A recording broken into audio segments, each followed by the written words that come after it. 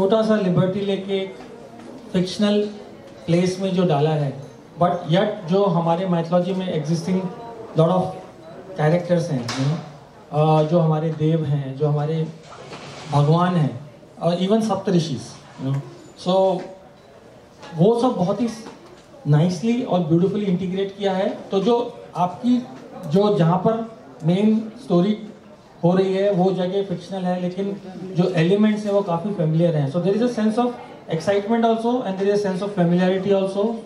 And another thing which I liked in what I read the 2 chapters, that his style of writing is very simple and very easy to understand, and I as a reader always find that very appealing, because I normally find it very difficult to comprehend if the writer is trying to show his writing skills more than his storytelling skills.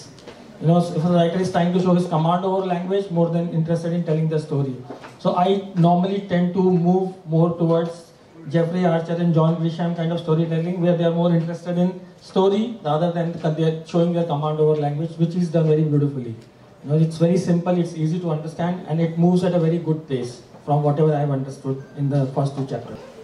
See, first reaction is you get to hear somebody from your institute. You know, there is an instant bonding.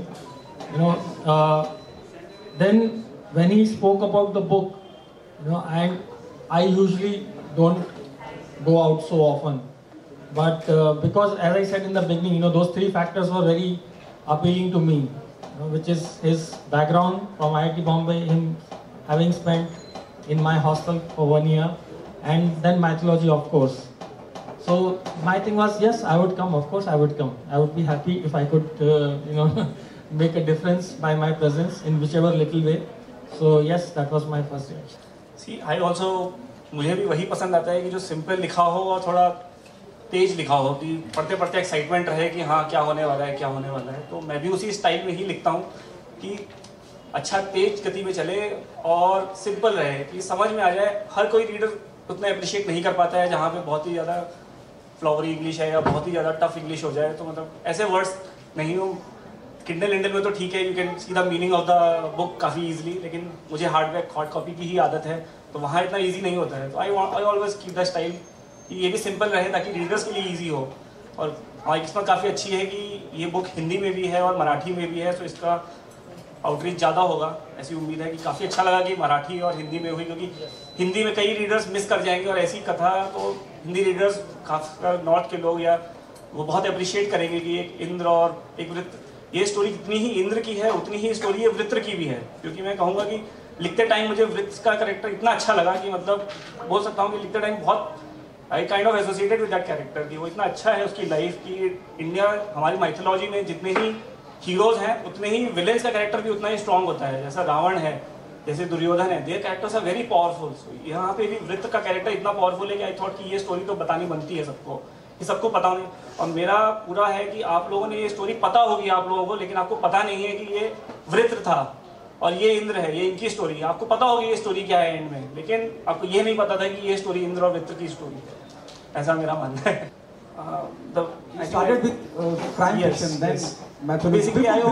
बिल्कुल मुख्तलिफ। मैं वही लिखना चाहता हूँ जो मुझे अच्छा लगता है। तो मुझे वही क्राइम थ्रिलर मुझे बहुत अच्छा लगता है, मुझे माइथोलॉजी में बहुत इंटरेस्ट है, मुझे लीगल थ्रिलर बहुत अच्छे लगते हैं, एंड इवन फैंटेसी। मेरी अगली किताब है जो कि इन्फिनिटी वॉरियर, वो एक एडवेंचर थ्रिलर है कि फैंटेसी वर्ल्ड है, वहाँ पे एडवेंचर है, मतलब कि थ्रिलर होगा पूरा का पूरा। तो मेरी अगली किताब उस तरह की है। तो मैं किसी जॉनर या किसी उससे अपने आप को एसोसिएट नहीं करता हूँ। मैं मोर एक स्टोरी, एक आइडिया के ऊपर है। अगर एक आइडिया अच्छा लगा तो उस पर किताब लिखनी चाहिए, तो वही अप्रोच से मैं किताब लिखता हूँ और किसी जॉनर से एसोसिएट नहीं हूँ। बुरा कहा जाता है, आप कैसे हैंडल करते हैं? आई थिंक मैं बस एक ही सिंपल चीज़ मानता हूँ कि अगर कोई बुरा कमेंट देता है तो इसका मतलब है कि इम्प्रूवमेंट का स्कोप है, किताब को और अच्छा बनाया जा सकता है। और अगर एक भी अच्छा कमेंट मिलता है तो इसका मतलब किताब लिखना वर्थ इट है, कि मतलब किसी को तो पसंद आई, तो इसलिए मतलब किताब लिखनी चाहिए। तो बैड रिव्यूज आर गुड कि दे टेल यू कि you have to improve, so I am trying to improve. पहली किताब से दूसरी किताब में आपको दिखेगा कि राइटिंग में काफ़ी इंप्रूवमेंट है, क्योंकि मुझे भी लगता है as an author I am developing. तो yes, bad reviews are important, but good reviews they really motivate you कि यू कैन डू बेटर। अल्फाजों को पे जोर नहीं दिया गया है, जो कहानी जैसे कहनी चाहिए वैसी कही गई है, और आप बहुत मुतासिर भी लग रहे हैं जितना भी आपने। क्या आपको नहीं लगता कि इस पर भी एक फिल्म बनानी चाहिए?